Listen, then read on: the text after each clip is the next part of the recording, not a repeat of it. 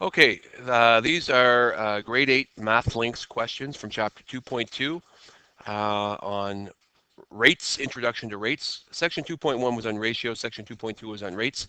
And of course, rates compare rather than parts of a group to another part of the group or part of a group to the whole. It compares one part of something to a different complete unit of another thing, as is the case with these three questions.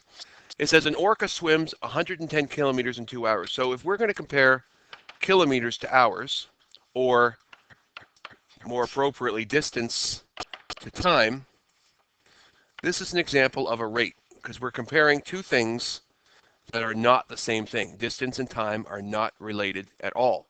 But when we compare them to each other, we create this thing called a rate.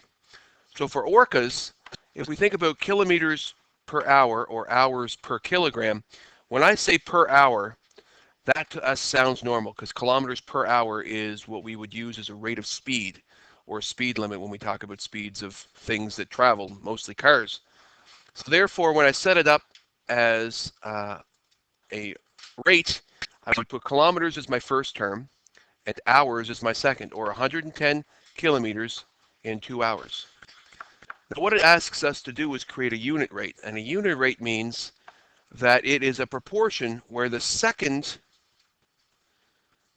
term in our rate is 1.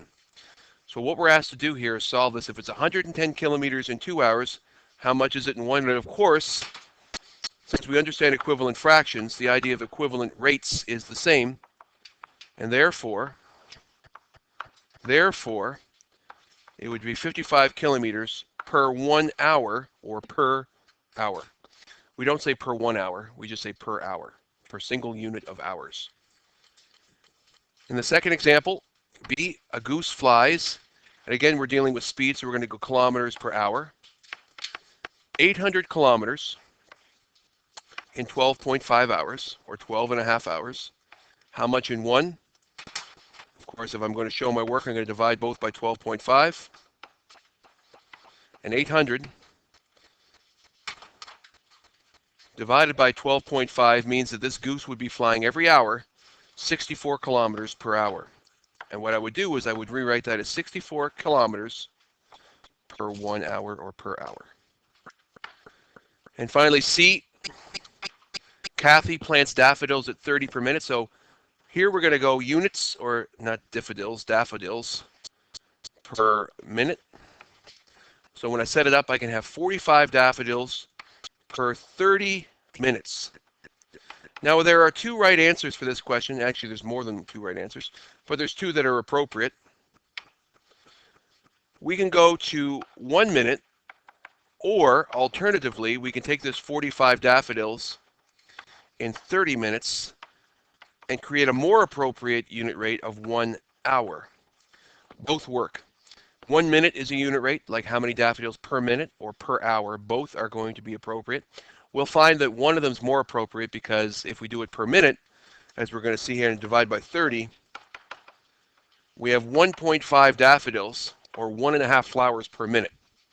1.5 daffodils per minute. Whereas if I do it the other way and multiply it by 2, because 30 minutes multiplied by 2 is an hour, I would get a unit rate of 90 daffodils per hour. Now, both are appropriate, both are fine, but when we think about it, if I had to say which one's the more appropriate unit rate, if I wanted to know how fast she really planted, saying she plants 90 daffodils an hour, a rate of 90 daffodils an hour, makes more sense than 1.5 daffodils a minute. Agreed? Agreed. The second question says a blue whale eats 8 tons of krill in 2 days. So for A, we're going to go krill to time, or in this case, 8 tons. Now, just for 1 ton, so T-O-N-N-E, is equal to 1,000 kilograms, or roughly 2,200 pounds, right? We say in the states considers a ton to be 2,000 pounds. In Canada, it's slightly more. It's 2,200-ish pounds, because 1 kilogram equals 2.2 pounds. But a blue whale can eat 8 tons of krill, and a krill Where's my little thing here? Hang on a second. A krill. This is a picture of a krill, and I know them from the movie Shark Tale. You guys remember that video with Shark Tale where he's like, I have a whole lot of kids, don't eat me. I have 3 kids at home. Anyway, those are krill. So if it's 8 tons of krill in 2 days, then a unit rate can be one of 2 things. We can take it to how many tons per day, which of course would be 4 tons per day.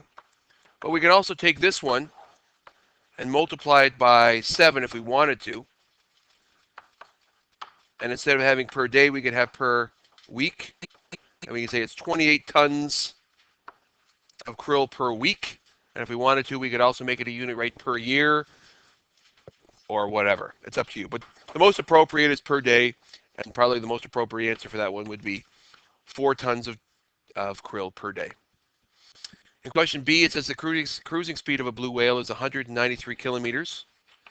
193 kilometers in 10 hours. And therefore, if I make a unit rate, it would be per 1 hour.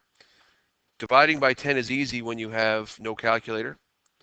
Dividing by 10, just move your decimal one place over, you get 19.3 kilometers per hour would be the whale's speed.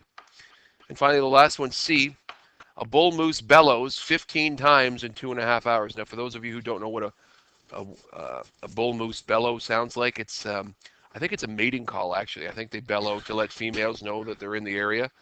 And when the females hear the moose bellow, they're like, oh, he sounds attractive. I'm going to go check him out. So a bull moose bellows 15 times. So we're going to call it billows to time, or roughly 15 bellows per 2.5 hours. Now, to create a unit rate, we want to have 1 hour, so divide 15 by 2.5. And 15 divided by 2.5 means that on average, that moose, bellows 6 bellows per hour, approximately. He's letting the females know he's in the area quite a few times per hour, or once every 10 minutes, if he wanted to. Did we do this one? Do we have to do this one? Yeah. So Gina makes $78 for working 6 hours, and Assad makes $192.50 for working 14. So if I put Gina here and Assad here, and it's $78 for 6 hours, her hourly rate of pay, or per hour, will be 78 divided by 6, which of course will be $13 per hour. So Gina makes $13 per hour, and Assad has a rate of pay of $192.50 for working 14 hours, or a unit rate of $192.50 divided by 14 is $13.75 per hour, or $13.75 per hour. So who has the greater rate of pay? We would say Assad does. He makes 75 cents more per hour. So for question number 8, it says Fraser is shopping for milk and it's available in 3 sizes. What is the unit price for each carton of milk? So if I put small and I put medium and I put large, the small, its cost per volume, or cost per milliliter, or cost of volume, is 59 cents for 250 milliliters of milk. The unit, or the rate, for the medium is $1.09 for 500 milliliters, and the largest price is $1.99 for 1 liter. And since these are in milliliters, I have to make sure that my unit down here is in milliliters as well. And 1 liter is equal to 1,000 milliliters. So therefore, I'm going to put 1,000 milliliters down here. Now, as we said before, if I was to make this into 1 milliliter, the problem with 1 milliliter is this. If I divide 59 cents by 250 to figure out the cost of 1 milliliter, what I end up getting is a dollar amount that's less than a penny, right? It's a fraction of a cent. right? 0.00236 is less than a penny. So instead of doing it per 1 milliliter, we said that it's best to do it per 100 milliliters. And since unit rates have to be in 100 milliliters is actually called 1 hectoliter. So we're okay with 100 milliliters being a hectoliter. Sorry, it's a deciliter. I made a mistake. Deciliter. No, it's deciliter. Huh. My metric system's all messed up. It's a deciliter, not a hectoliter. Sorry. Oh well. Mental error. It's a deciliter. So it's 100 milliliters is 1 deciliter. So when I divide by 2.5, I get 100. And if I divide the top by 2.5, so 59 cents divided by 2.5 means that 100 milliliters is roughly $0.236 or approximately 24 cents per 100 milliliters. That is the unit price for a small milk. If I do the same thing here, instead of finding 1 milliliter, I'm going to find 100, which is pretty easy because to go from 500 to 100, I divide by 5. Allison, are you working on something? You okay? Okay. So divide by 5. Take my $1.09, divide it by 5, and per 100 milliliters of this, it's 21.8 cents, or approximately, if I round to the nearest cent, 22 cents per 100 milliliters. It's a better deal so far. And the last one, if I want to get it to the same unit of 100 milliliters, I will divide both by 10. Dividing by 10 is easy. I don't need a calculator. I just have to move my decimal one place over.